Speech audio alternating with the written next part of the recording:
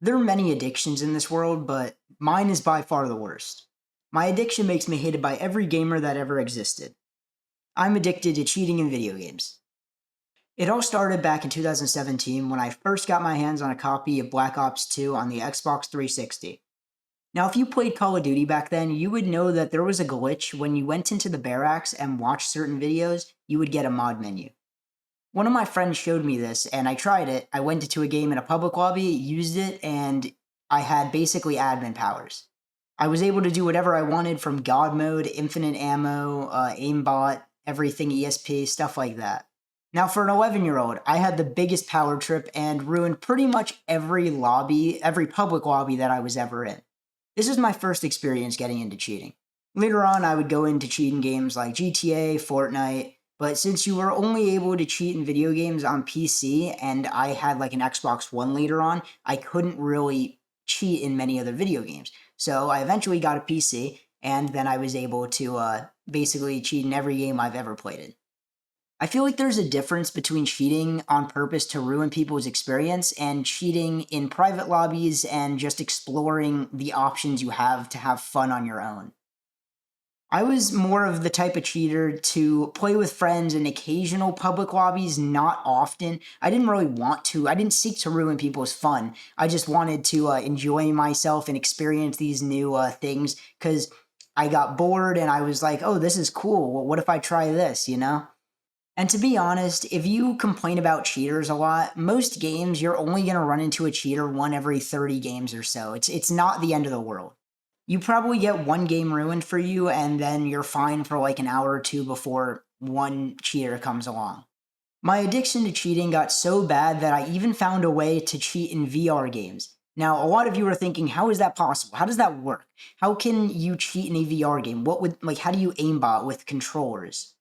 And VR cheating isn't the same as video game cheating because there is really no like menu per se. It's more of just like if you're doing PC VR, well, it depends. In PC VR, there's like a menu on your computer, yes, but if you're doing like standalone stuff, it's more of like APKs going into your quest and modifying stuff, altering things. It's a little different. There's not a complete menu, and it's more of ESP than aimbot because you can't really, use aimbot with controllers, I don't think, and just other like exploits in games and stuff like that. I think the reason that I like cheating so much was because I would play games a lot and it would get boring. Like for years of playing, I would just eventually get bored and burnt out. And yes, I could go to a new game, but I wanted to, keep the spark alive as long as possible. This is kind of why I liked cheating and enjoyed it because it kind of kept me going into that game and experiencing new things in a way. It was like a new thing that I can experience in the game that I was burnt out of.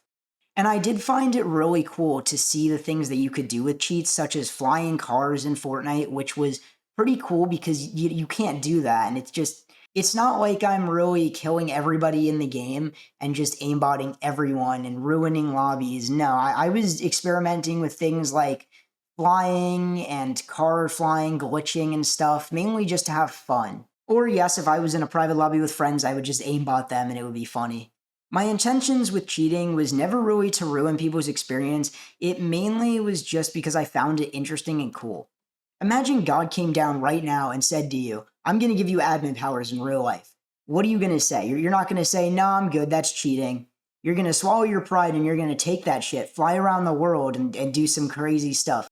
If you think about it like that, it's not that bad because you can say, oh, I would never cheat, but in video games, it's completely different, but it doesn't matter, I've always loved technology and found it interesting to manipulate things, so I think this is kind of why I enjoyed using that cheats because it was interesting and cool to see what you could make games do that they weren't supposed to, or like just other things and messing around with friends and showing them the cool stuff you can do.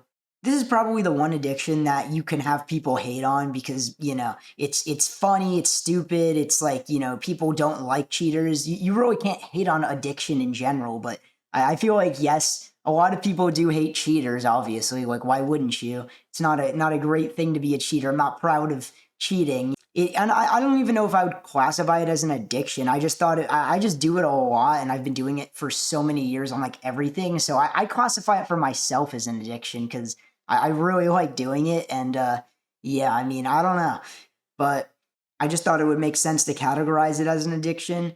So the moral of the story is don't be like me and play games normally because cheating is bad.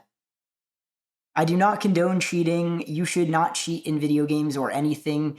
I'm just saying from my experience what I've done. I have definitely calmed down on cheating. I haven't really cheated much in actual big games in a while or done anything like that.